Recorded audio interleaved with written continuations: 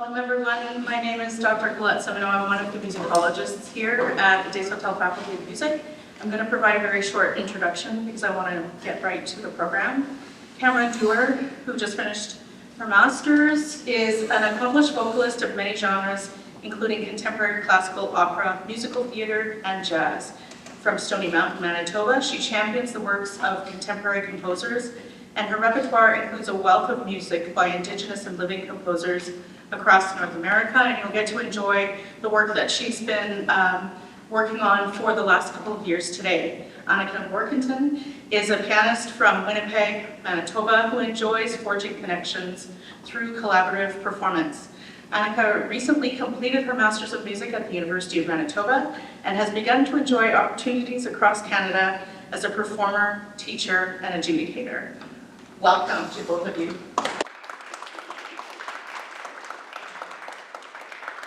Hello. Thank you all for being here on such a blizzardy day. I had a little bit of grief coming in from Stony Mountain, so really appreciate you all hucking it out here for this performance. So I'm going to talk the whole time, so I'm going to give it away to Annika to introduce herself first. Hi everyone, my name is Annika. As has been said, I am a settler of Dutch Mennonite ancestry. My mother and father's families come from the Choctitsa and Miroshna colonies in what is now present-day Ukraine. So I just want to speak just shortly here about just the Mennonite Church. So though the Mennonite Church did not partner with the federal government in operating residential schools, they did teach and minister in these schools and participated in harmful processes to destroy Indigenous way of life. So by making room now for Indigenous art and music, Mennonites can contribute positively to restoring relationships with Indigenous communities. So I'm very grateful to Cameron for the opportunity to partner with her today in uplifting the Indigenous female voice through song. So thank you for joining us. Cool. All right. If you want to have a seat, let's do it. So yeah, I'm Cameron. Nice to meet you. I'm happy to have everybody here. So Tansi, which means hello in Michif. So yeah, let's get started. So yeah, we're going to talk about the evolution of Indigenous female representation in opera from 1879 to present, but looking at operas from 1879 to 2019 specifically. So I'd like to begin with a quote, which I feel really sums up well what we're going to talk about today. And it says, I always view non-Métis works about us with a little bit of skepticism. What's always missing is the Indigenous voice. That's what I really feel like we're going to talk about today. And that quote is from Adam Gaudry, who is an Indigenous scholar and Métis historian. So if we're going to do this in a good way, I have to get acquainted with you first. I have to let you know who I am before we start any of the work, any of the learning. So who am I? Again, I'm Cameron Dewar. I'm 25 years old, and I'm an Indigenous opera singer, musician, and Fulbright scholar for my research in this field. I'm a proud citizen of the Red River Métis Nation. I'm a Métis on my dad's side, from Selkirk. He's right there. Hey, Dad. There he is.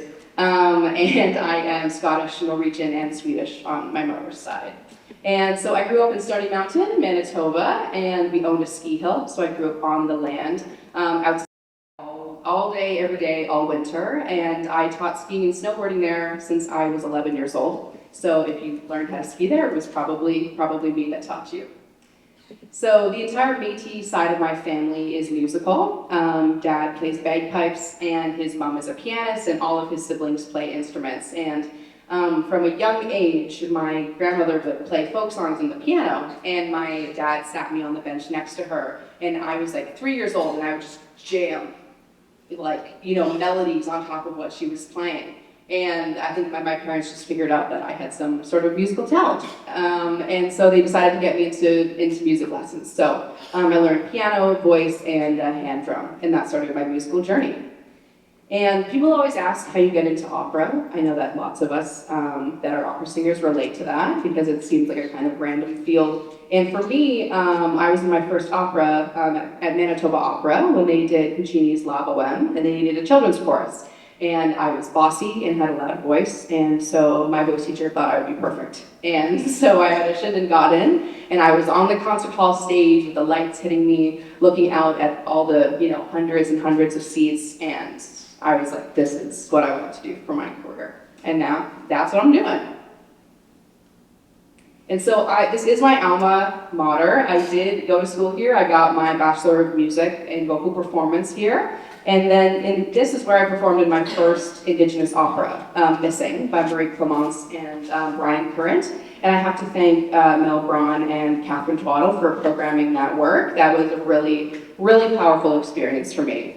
It was really visceral. I remember singing the role of Native Girl, and we are going to talk about Missing, the opera, more later. But I remember singing the role of Native Girl and just feeling my soul pouring out of me in a really, really memorable way. And I had never, ever felt that before. And so that just really showed me that doing Indigenous opera is what I want to be doing.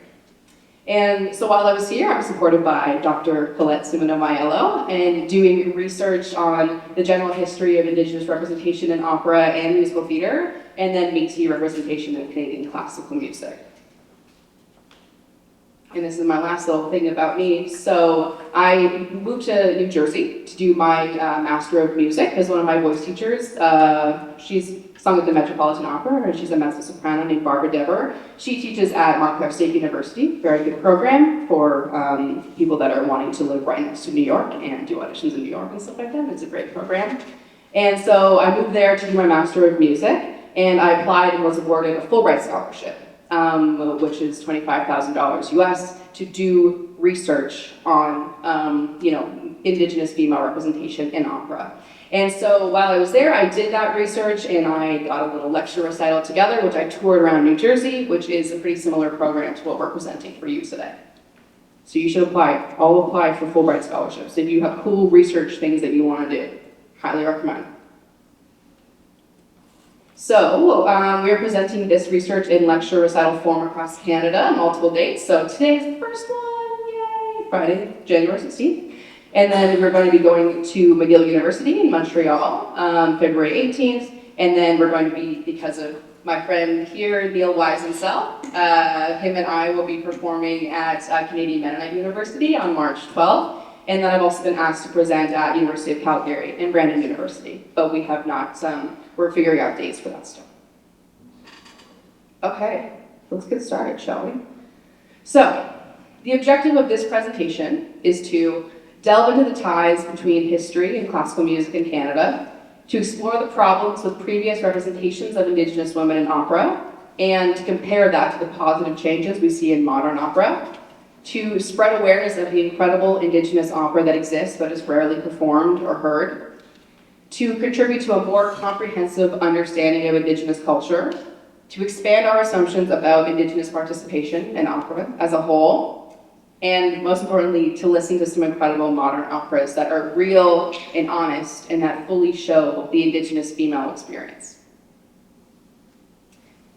So I'm going to define some terms just before we move on. So when I refer to Indigenous people, those are the people that are considered the original inhabitants of this land before settlers arrived. So in Canada, these are First Nations, Métis and Inuit, and other terms like Native American and Aboriginal are under this term as well. So my findings. So by looking at 3 operas today, Canada's Welcome from 1879, Missing from 2017, and Shaunaditha from 2019, I will illustrate in detail how the heritage of creative teams and creative inspiration impact Indigenous representation for the better. So what I've found is that Indigenous works are now being created by Indigenous people ourselves. So there is less of white folks telling our stories for that, or telling our stories for us, and you can see really clearly how that has changed things. To just, for all of the characters, not only the women, but all of the Indigenous characters to be more real. And then now also, lots of these works that I'm talking about that are more recent are authentically inspired. So rather than being created by settlers or because of tokenistic funding, commissions, or other external colonialist factors, these most recent operas are just really because the composer and the librettist were passionate about this material. They're passionate about telling this one specific story, and that led them to creating this project. And so these things together has led to greater accuracy, authenticity, specificity, humanity, collaboration, and of course the prevalence of the Indigenous voice in the storytelling. And so the result of this is that there's been a steady shift from romanticized and negatively stereotyped Indigenous female characters to diverse characters of truth, relatability, strength, joy, and love. And we are now seeing more whole and accurate depictions of who Indigenous folks truly are in opera. And I do feel that there is still lots of work to be done to create a truly positive, representative work, but today we are here to celebrate how far we have come. So let's look at the first opera. So we are in the time machine back to 1879. And we're looking at Canada's Welcome by Arthur Clappe and Frederick A. Dixon. And that is the original cover, which is very cool. So this is one of the earliest Canadian operas to have Indigenous representation. And it was fully conceived from a colonizer lens. It was composed by two white men of English descent, Clappe and Dixon. And it was commissioned by the federal government because it was the first time that royalty was visiting Canada. It was Princess Louise and the Governor General and another royalty. And they were like, oh, it's the first time they're coming to our country, let's do a little show for them. And so then they wrote Canada's Welcome. And so the plot symbolically follows the forming of the nation with characters such as the Indian chief who gives the land away to the settlers, very happily, might I add. Winter as the nation's primary season, and of course a pioneer that is handsome and charming and beloved by all. And then Canada, who is represented by a young Indigenous woman. And we are going to perform one of her arias for you very shortly. And then of course the 7 provinces of the time and the features as well. So, since Canada's Welcome was not created by Indigenous people and only was created because the government was commissioning it for British royalty, it has many levels of inauthenticity and offensive stereotypes of Indigenous characters. I mean, it's 1879 still.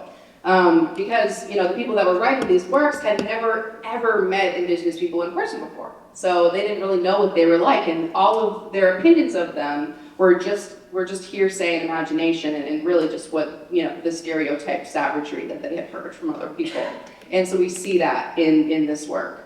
And so it's a really clear example of the romanticized, exoticized, and stereotypical representations of Indigenous people often seen in 19th century opera and other media as well. So some of the representational problems are there's only 2 Indigenous characters and only 1 is female. There's no casting of real Indigenous people in the original performance. It was all white people in red face, which is of course very offensive. The Indigenous characters vocally approve of their own genocide. So the Indian chief says, "The Manitou has spoken. I see great towns supplant the wigwams of our tribes. The white man comes, the red man fades from the land. Farewell!" And then he dances off stage. So that's weird. And Indigenous characters are also very one-dimensional. So they speak very little and are not shown to have any of their own thoughts, feelings, or experiences separate from the colonizer. And lastly, the Indigenous female character of Canada has even less complex thoughts than all the other characters, less complex text. And she only refers to herself as simple, which means unintelligent. She refers to herself as simple multiple times. And she only talks about nature and how beautiful she is. That's really all she thinks about, is how beautiful she is and how simple she is. And she is actually referred to in the score as sensual and alluring. So she is both romanticized and sexualized in the score. So we're going to look at one of her arias. So I think it's actually her only aria. And so it's just called the Indian Maiden's Aria. It doesn't have a title. And so it's written in the Italian classical style of a romanza. So if you listen, you'll notice it's operatic cadenza and ornaments. And you're talking, it sounds very like Schubert, kind of Bellini. It's got lots of moving florid notes in the piano accompaniment. And it's also got a very simple melody and harmony, which makes it sound very anthemic, very regal. And it also sounds like a lot like O Canada and The Maple Leaf Forever, God Save the Queen. And it also sounds hymnal to me. I think it's got a lot of plagal cadences and stuff like that. And so I feel that this inspires subtle patriotism from the listener and symbolizes that the monarchy still owns Canada as she is singing this piece. So we are going to show you a little bit of Maple Leaf Forever, just where you get an example, and we're going to go straight into the Indie Maidens aria from Canada's Welcome. And I've got the text here for you to read.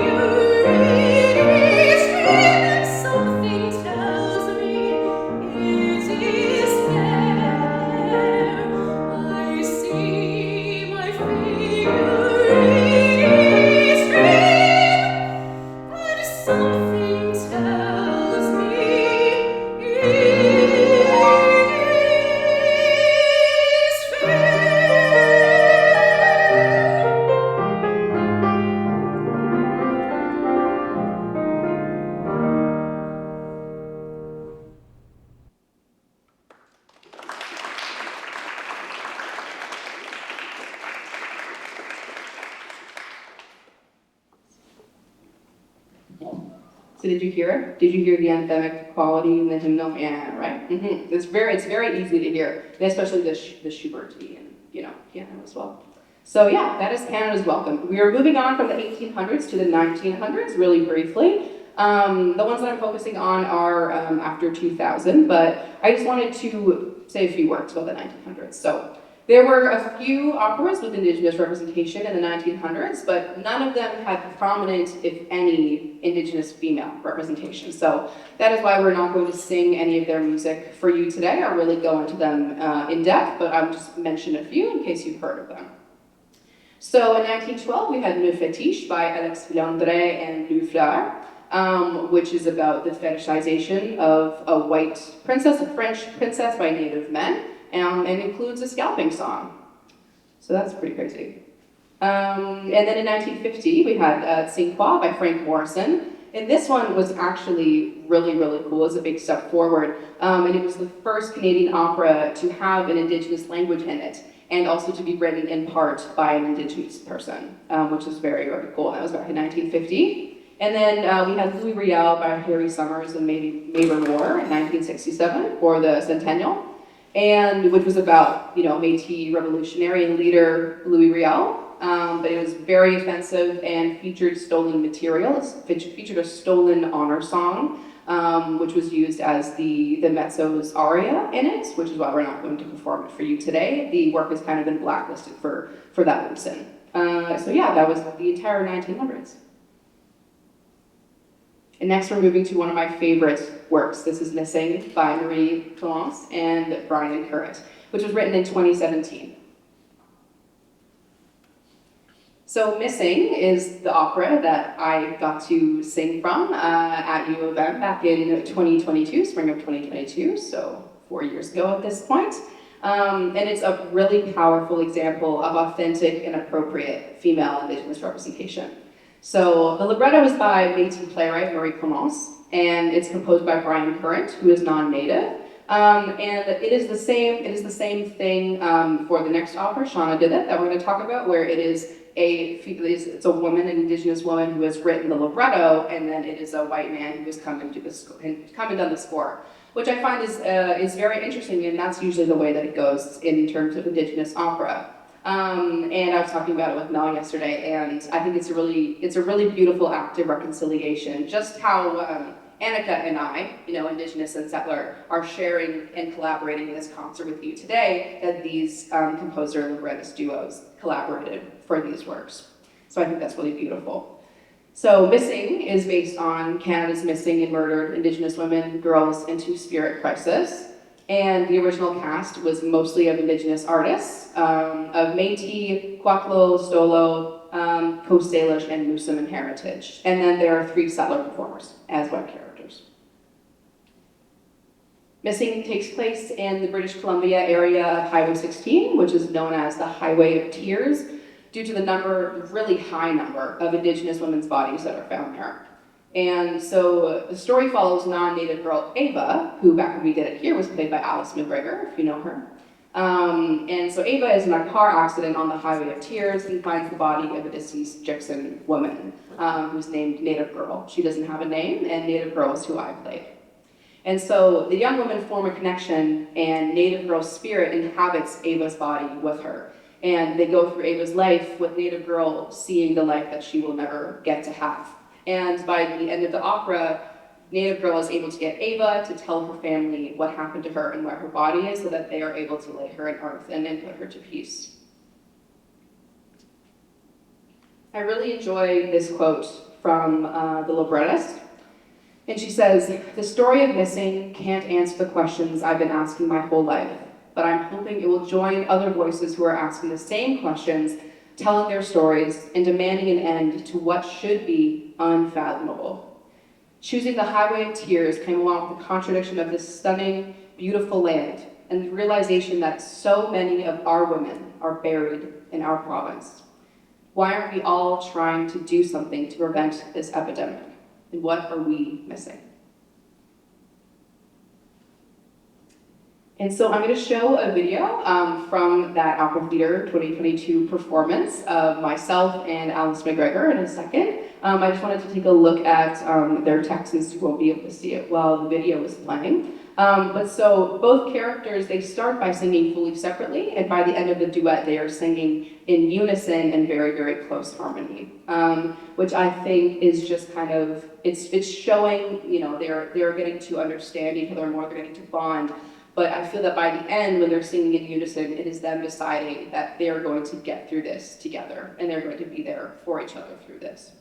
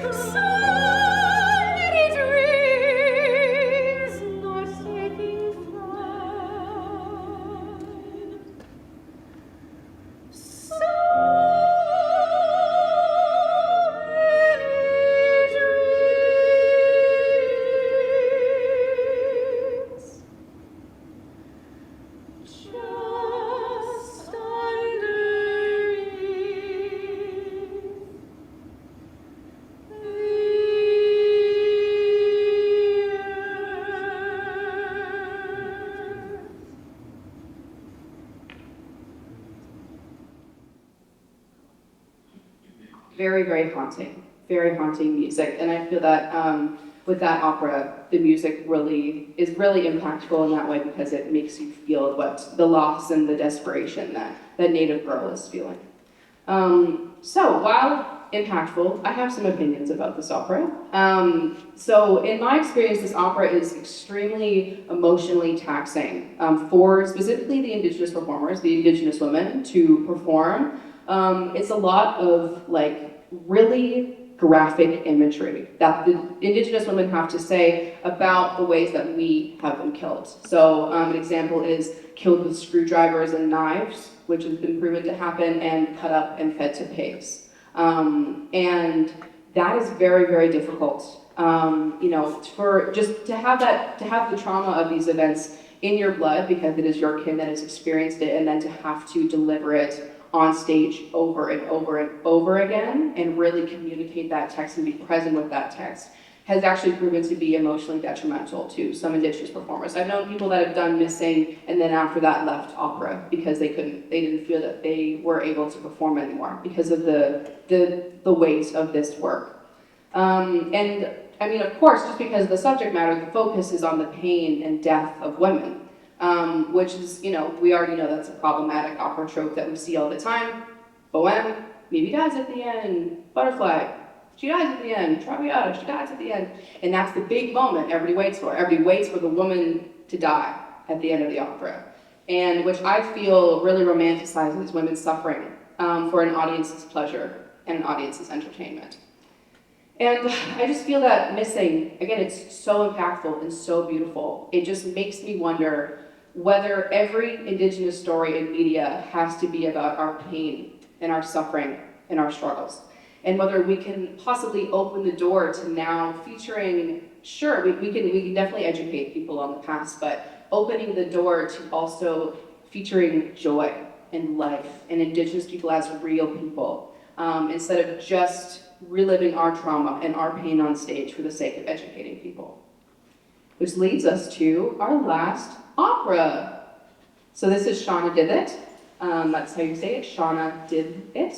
And it's by Yvette Nolan and Dean Bury. And this was in 2019 that they premiered this at Tapestry Opera. So 2 years after Missing. Yeah, and so that's Marion Newman in the leading role there. If you've heard of her. And so Shauna Did It is a wonderful example of genuine, holistic, and positive female Indigenous representation. And so the libretto is by Algonquin playwright and director Yvette Nolan, and the music is by Dean Bury, who is non-native, so similar collaboration to Missing, like I spoke about before. And the opera is based on the historical woman of Shauna Did It. She's a real person, and she was the last living Beothuk person in history. And so it's about her last days on Earth. And it was almost a fully Indigenous cast and crew, which is really, really cool. And so, yeah, so like I said, it's about historical figure Shauna Did It, who was referred to as Nancy April. That was the name that was given to her by the settlers. They would give her a serviceable name for the first name, and then the last name for these women that they enslaved was the month that they enslaved them in. So they enslaved Shauna Did It in April, therefore her last name was April. And then her auntie was known as Mary March for that same reason. And so Shauna Did It was the last person of the Beothuk culture, and the opera is an account of the last weeks of her life as she is dying from tuberculosis, or the coughing sickness, which her people calls it. And as she lives as a servant, she is sold to him. Lives as a servant with settler and founder of the Beothuk Institute, William Cormack. And she struggles with loneliness, of course, and being the only person left on Earth that she can relate to. She's the only person of her culture, and she's just completely and utterly alone. And she is dealing with everything that brings. And so William Cormack discovers that Shauna Did It is extremely talented in visual arts because she draws, this is all historical, this actually happened, that she draws a map for him completely from memory. And so he discovers that she has this amazing visual art talent, and so he encourages her to create drawings of her life so that we can learn about the Beothuk and their culture and their way of living and knowing. And so these are some of the only physical records we have of her today, and these drawings are the basis of the opera. So we've got some here. This is a Jesuit man. They refer to as, it says the black man or red Indian's devil is how they refer to the Jesuits. And this is a dancing woman at the bottom because apparently originally when Shauna drew this, she drew the Jesuit man, but she didn't want him to have all the power in the image. And the most powerful image that she could imagine was of this woman that she had seen dancing outside of their Mamatique, their house. And so that she decided to incorporate her into the image as well, to take some of the prevalence away from the Jesuit, which I thought was very, very interesting and powerful. So like I spoke about earlier, this work was really just authentically, creatively inspired. And so the composer, Dean Bury, grew up in Newfoundland, where the story is native to, and he was just fascinated with the story of her. And so he was in grad school at the time. I interviewed him for this research, and he just completely sat down one day and wrote an entire opera about her, and then just put it on the shelf and didn't talk to anybody about it. Until 30 years later, he met Yvette Nolan, and who, of course, is a really well-known Indigenous director and playwright. And he told her that he has this opera, and he was like, I don't know what to do with it. Because knowing now, it's inappropriate for him to fully write an Indigenous work that's supposed to be from an Indigenous voice, himself not being Indigenous. And so they actually, decided to embark on this compositional project together in an authentic and good way, featuring the Indigenous female voice. And then they eventually debuted it at Tapestry Opera in 2019. So some of the amazing things about this work. The first is that it is raw, emotional, and memorable. And I think that is really the Indigenous female voice showing through its libretto. So it has really, really powerful poetry of Yvette's. And so it's deeply effective and emotionally affecting an audience and making them empathize with this character and thus all Indigenous people's struggles, which I think is very, very important because loss is illustrated very graphically. And so we see very graphically the loss of her mother and her sister and her auntie, especially. And so, again, the message is very powerful and the poetry is very powerful. So this is one of my favorite quotes here, and it says, and this is Shauna speaking, and she says, my aunt's body was abandoned, the way you men abandon what you no longer need. Savage, the first English word I learned. You use it to name my people, but savage is as savage does. And I have seen what savage means. And with that, we're going to show you Shauna Dennis' aria, You Men of the World.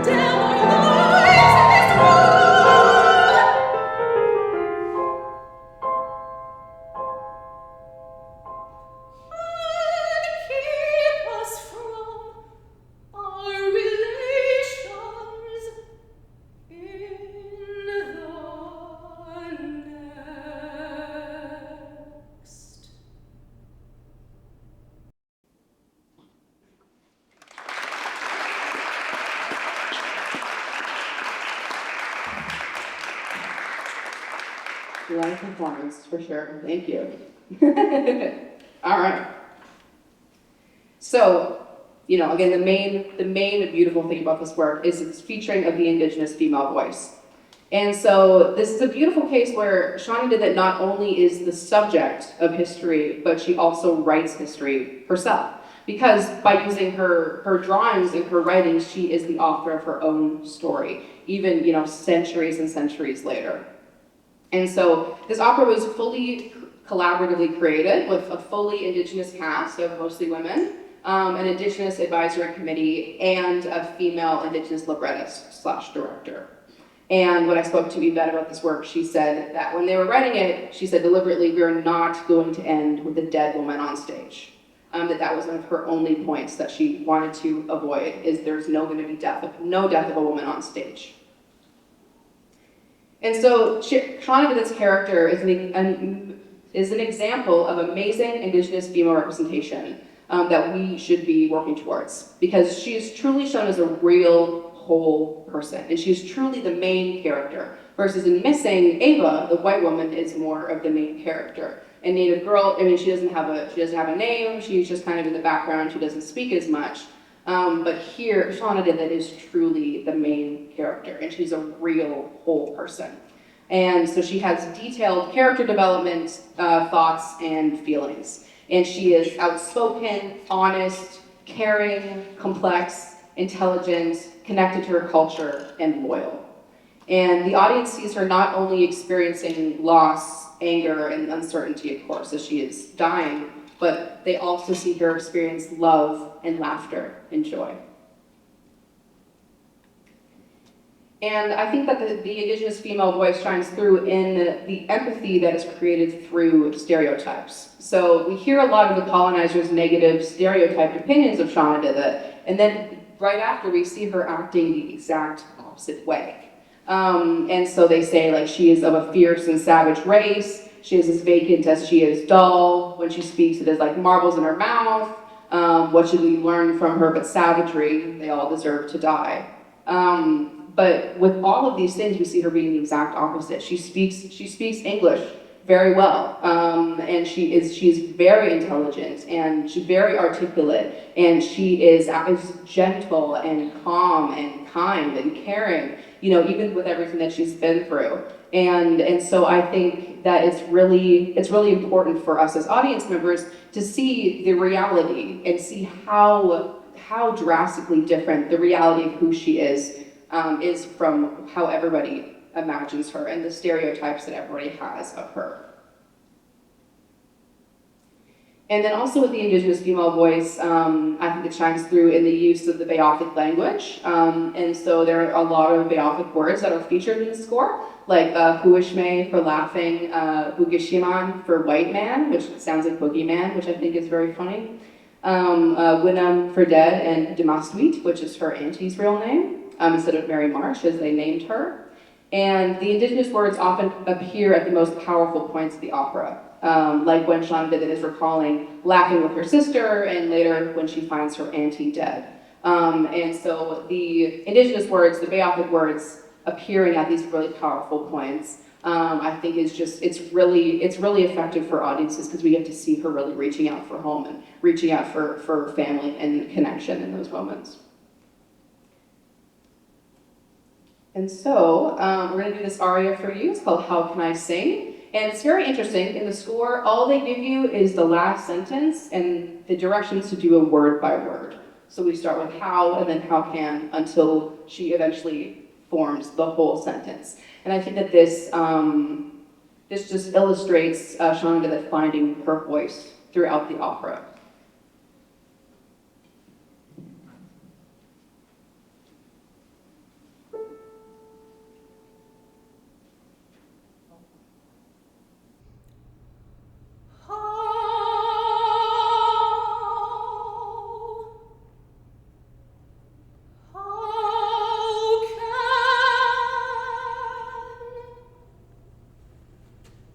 How can I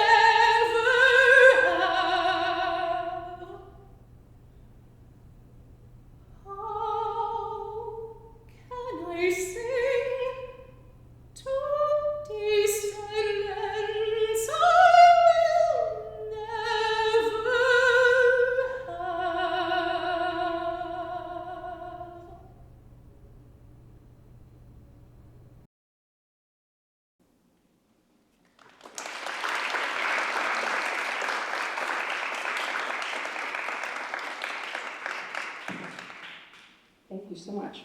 Okay, we are at the end, everybody. So these are my closing thoughts. We've got one more aria to close this whole show out. So, in closing, I feel that this quote from Shauna did it really well. Sums up what I feel, and it's that do not tell the world only about our death. Tell them about our life.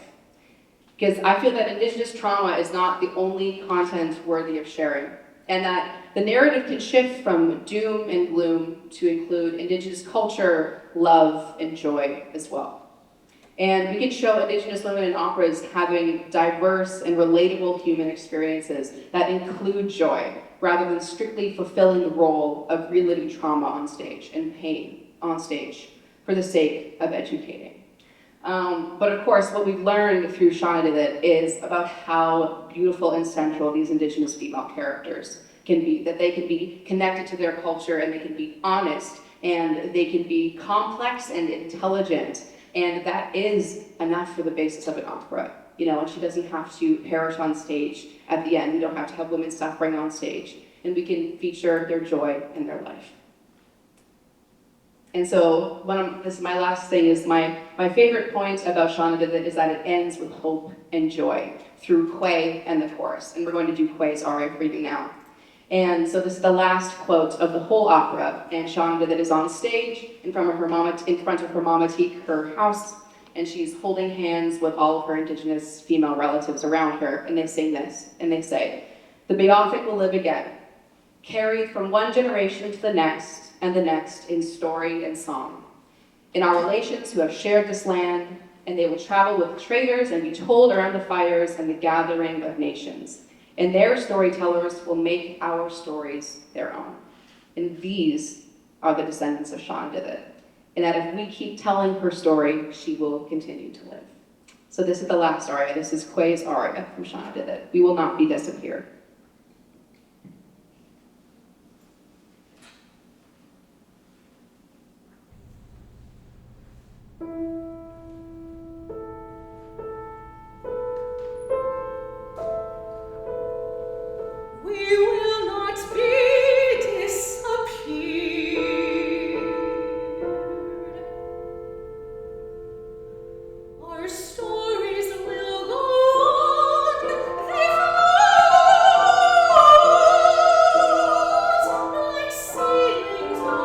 Oh,